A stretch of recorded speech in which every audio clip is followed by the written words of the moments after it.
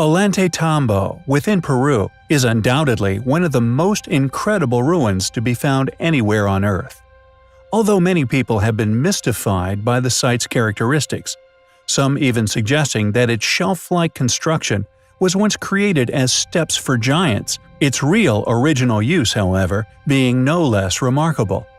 The so-called pre-Incas, responsible for its original build, did so with the intention of utilizing these layers of soil to slowly acclimatize plants that were once not used to a certain altitude, through a process of selective breeding, eventually taking them far higher than they were ever found before, making it possible to cultivate said herbs, fruits, or vegetables within their high-altitude sanctuaries, once virtually impenetrable fortresses, so that with these newly adjusted phenotypes of plants, and with the aid of what is the subject of this video, could stay high in the mountains virtually indefinitely, self-sustained thanks to the incredible achievements of Ollantaytambo. The Incamisana water temple being the final piece of this now lost people's armory, for although the horticultural knowledge displayed by this lost civilization is evidence of advanced culture, their abilities to control the path of water is another of the pieces of evidence which not only proves that this people were highly capable, but were also unquestionably advanced in their execution of said feats. For although these irrigation systems or drinking water inflows are many thousands of years old, most still work to this day. Some of these water features were so well made that even modern re-inhabitors still use several of these systems, as they even rival that of the modern system which would replace it, bringing water to the locations. Dr. Richard Mixod, who studied the water sources of Incamisana in Ollantaytambo, led a team of researchers from the University of Virginia known as the Wright Water Engineers, from the Wright Paleohydrological Institute, and archaeologists Arminda Gabaja Oviedo and Dr. Gordon McCowan, all of whom conducted reverse engineering in an attempt to back-engineer the remarkable achievements seen at the water temple. Located north of the Annunaki Canal in the Sacred Valley of the Incas, at an altitude of 3,000 meters, this sophisticated water complex consists of rooms, open spaces, beautiful complex pools, ornamental fountains, waterfalls, and buried channels. These pre-Incan accomplishments display an intimate knowledge of so-called modern hydraulic principles, even building their channels in such a way as to avoid hydraulic jumps. The water temple's architecture and hydraulic works define Incamisana as a high-status sanctuary for worship of water. Intricate and carefully executed cliff carvings parallel to the water temple add a mystical dimension to the temple's original purpose, which is currently claimed to have been the worship of water. Ancient roads also left by this same elusive group unquestionably tie Ollantaytambo and the water temple to this once great, now lost civilization's empire. Who built the Incamisana water temple? How did they build it? Why is the polygonal masonry, something which ancient Peru is synonymous with, found at many of the world's ancient relics? Who were these ancient people? Where did they go?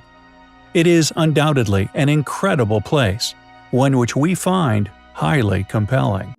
There are many astonishing ancient ruins which can be found throughout India.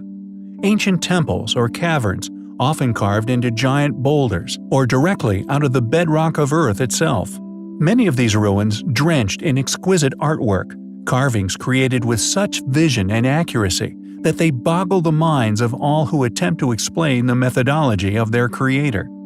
We have covered a number of sites within India in the past, many of them so precise in their finish that they could have seemingly only been created using precision stone-cutting technology. And our next site of interest is of no exception. Located in the northern part of the state of Karnataka in South India, the village of Hampi has some extremely captivating ruins. Dotted with large boulders, the site is also home to some extremely puzzling relics, one of which is the ancient chariot, clearly a depiction of a once astonishing creation. The cart itself was not only clearly massive, but was pulled with elephants rather than horses.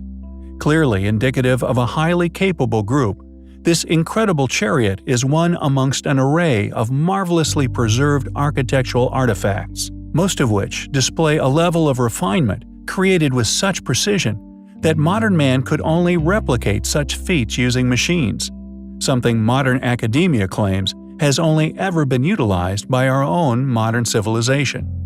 Thus, an explanation as to how the site, or indeed its smorgasbord of ancient precision-made stoneworks were made, eludes us to this day.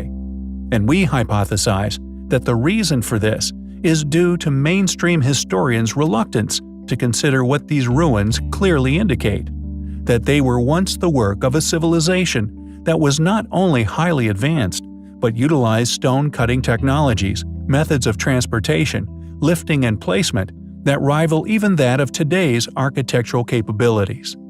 How can one peer upon such sites as that of Hampi, or indeed others, Pumapunku, Giza, Petra, etc., sites created with such accuracy that to suggest they were created with soft metal tools or with the use of primitive measuring equipment is simply absurd.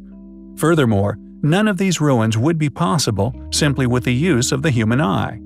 The only logical explanation is that just like that of modern-day stonework, the stones were indeed machined, cut to such a high quality using precision tools, only then were they placed where they lay today. Hampi was predictably re-inhabited by ancestors based within permitted timelines, once being the capital of a previous Indian empire. What's intriguing about the site, however, is the mysterious, seemingly untouched boulders which dot its grounds. The question is, although they now appear to be geological, were they in fact once relics themselves, left by an even earlier civilization? If not, then why were these stones left where they are found today? Why were they built around rather than utilized, carved, or shifted? They were clearly once of significance, and due to the fact ancient sanctuaries and fortresses are often re-inhabited, the possibility that they were indeed once carvings would logically make sense. The questions would be, just how old is this civilization? Who built the ancient site of Hampi? How did they build it? Were ancient high technologies utilized in its creation? If not, then how was it constructed? It is a place which we find highly compelling. Ancient OoPArt's are undoubtedly one of the most interesting subjects in regard to lost antiquities. Many of these artifacts, due to the locations in which they are found within, or the immense age displayed within the erosion seen upon the object, makes them one of the most controversial areas of study. How can one answer the question of how an iron pot is found within a solid lump of coal within a seam over 300 million years in age? Or how the clear imprint of a chariot wheel is found fossilized deep within a mine in Russia? These artifacts, found at hundreds of feet deep in sediment, or displaying a wooden handle petrified into coal, display an undeniably immense age, and as such, are solid pieces of evidence to support our posit of there having been a series of now lost civilizations stretching far into the past. Nature is infamous in being cyclical. Why then would we not be permitted by mainstream academia to presume this be the case for the climates of the Earth as well?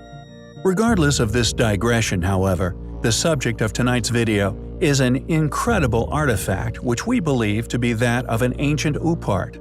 However, due to its incredible characteristic, is being masqueraded as that of a much later creation by a far more recent ancestor. Known as the Sword of Gujan, this intriguing artifact has somehow resisted the effects of time, and although it is enormously old, is seemingly as sharp and as shiny today as the day it was made. This remarkable characteristic, although unexplained, is not the only interesting thing about the sword. It also features an incredibly old form of writing.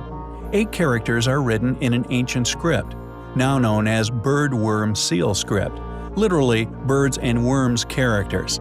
Owing to the intricate decorations of the defining strokes, it is very old and is attested to be a variant of seal script.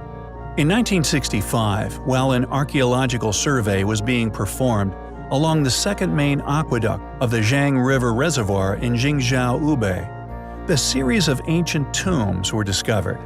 A dig started in the middle of October 1965, ending in January 1966, eventually revealing more than 50 ancient tombs.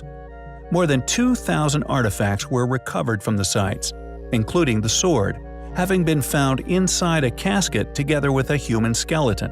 The casket was discovered in the December of 1965 at the Wangshan Site No. 1, 7 kilometers from the ruins of Ying, currently called Jinnishang, once the ancient capital of Chu. The sword was found sheathed in a wooden scabbard, finished in black lacquer. The scabbard had an almost airtight fit with the sword body. Unsheathing the sword revealed an untarnished blade, despite the tomb being soaked in underground water for over 2,000 years. How did this sword retain its incredible condition? Why does it seem as if it is resistant to aging? What sort of metallurgy did the swordsmith once use to create such an amazing object? It is clearly an ancient OoPArt, and one we postulate has an origin now hidden within the bowels of history. It is a remarkable thing, and as such, is highly compelling. When Austrian explorer Arthur Poznański performed a study on Puma Punku in 1926, he later hypothesized that it was, in fact, one of the oldest archaeological sites on the face of the Earth, an ancient ruin dating back at least 15,000 years ago. Poznański was one of the first explorers of the modern age to have ever investigated Puma Punku's incredible existence. But as our regular viewers would have predicted, his hypothesis is staunchly denied by academics worldwide.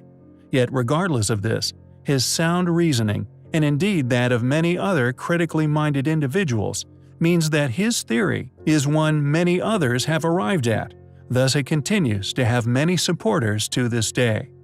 And although mainstream academia persists in their attempts to place this amazing and largely inexplicable site's date of construction within permitted timelines, claiming to have carbon dating done at the site which places its origins at around 500 BC, supporters of a greater age dismiss this dating as unreliable, and due to our own in-depth and many years of investigative experience regarding these ruins, tend to agree that the site is indeed far older, and due to there having been an ice age around 10,000 years ago, this dating made by Poznański would put it right where one would expect to have found it if it was indeed the work of a pre-cataclysmic civilization, with Puma Punku being a surviving relic of their incredible legacy.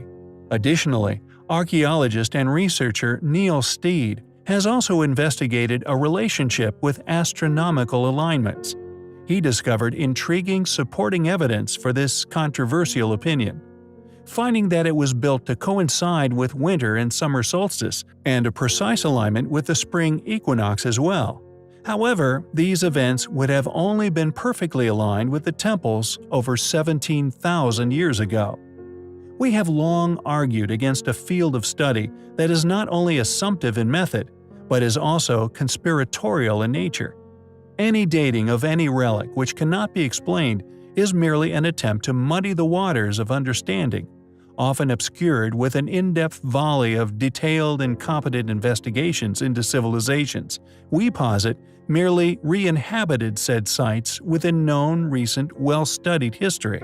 This convincing tale of events, however, is short-lived if one explores any of the said sites with a logical eye.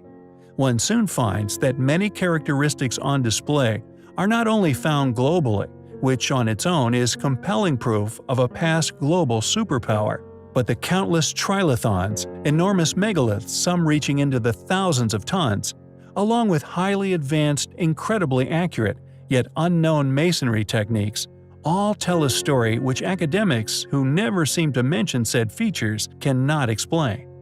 Not to mention melting pots of ancient academic anomalies, such as that of Puma Punku.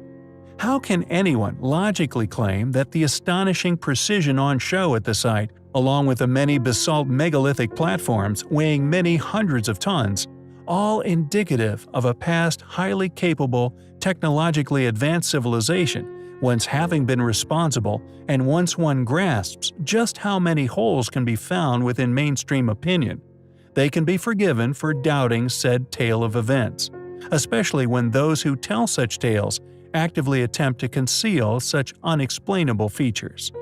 Who built Pumapunku? Is it really over 15,000 years old? How would one cut such precision stonework without precision machinery?